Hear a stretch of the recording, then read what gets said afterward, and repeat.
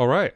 I love this lick. It's got such a tasteful sound, and it's almost like a combination of blues and jazz at the same time. It's got some really nice bluesy stuff going on, and then there's also some chromaticism as well, which gives it a little bit more of a bebop sound, so it's kind of in between blues and jazz, which I really like. And he's doing this at the end of Let's Go Crazy, which is the opening track off of Purple Rain. And it's over that ending section when he has those chords that are getting held out and he's just improvising freely over them. At one point, they hit an E chord, E7 chord, and then he does this lick. So I've always loved the sound of this. And we're going to start up on the 17th fret on our first string with our middle finger. And we go like this. We start with... So we have our middle finger on 17, and then we put our pinky on 19, and then our pointer goes to 15, we pick it, and we slide it up a fret to 16. So intervallically, what's happening for those first three notes against E, we start on the 4, we do the 5, and then we do a little slide from the flatted third up to the major third. And now, here's where we get some of that chromatic bebop-y kind of sound.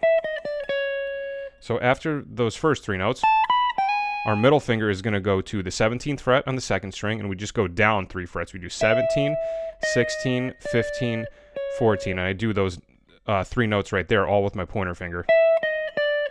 So now what's going on right there is he's using the bebop scale. So if you're unfamiliar with what a bebop scale is, we're in the key of E. If you know your Mixolydian mode, which is the E major scale with a flatted 7th, all a bebop scale is, it's a Mixolydian mode, but you add a chromatic note between the flatted 7th and the root. So it's flat 7, major 7, and root. So anytime you're playing over a dominant 7 chord and you see that, where somebody takes the root note and they go down 2 half steps, that's usually the bebop scale. So really cool, distinct sound. So now we have... And then, so like I said, root, major 7, flat 7, and then we land on the 6. And now what he does here is he just goes... within the Mixolydian mode a little bit more. So after we land on that C sharp, that 14th fret, on the second string, we put our pinky up on 17, middle finger on 15, pointer finger back on 14, and then pointer finger down on 12. So now we have... Okay, now right here, a little bit more blues. So what that is, after you hit the pointer finger on B on the second string, then your pinky plays 15 on the third string, ring finger on 14, and then pointer finger on 12, and then you do another hammer on from 12 to 13. So, and that's another one of those things that we saw at the beginning, right? That little grace note from the flatted third to the major third, same thing right there. So intervallically, everything we just played there, 5, flat 5, 4, and then the grace note from the flat third to the major third. Really cool sound. Kind of bluesy but chromatic at the same time. So now we have... Now this part speeds up a little bit. So you put your ring finger on the 14th fret of the 4th string, which is your E note. You play this note twice. The second time you play it, you go like this. You do like these little quick triplet. So it's just going down 2 frets. Ring finger on 14, middle finger on 13, pointer finger on 12. Okay.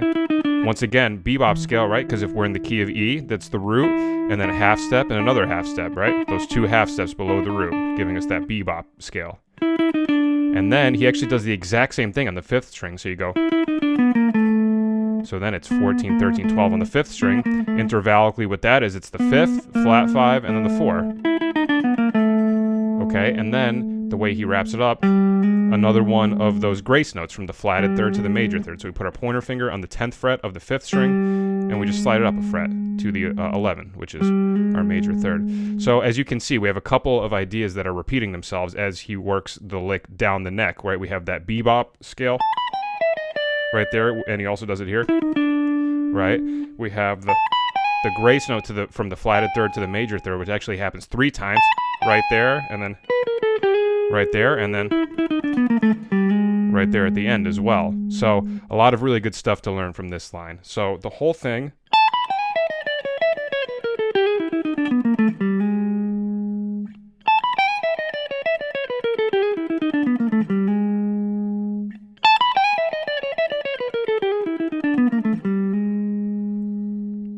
All right, so that is our lick for this week. I hope you enjoyed it, and I hope you learned something. And if you would like to donate and support the channel, you can do so at patreon.com/MikeAudetteMusic. That's our episode for this week. I will see you guys at the next episode. Take care.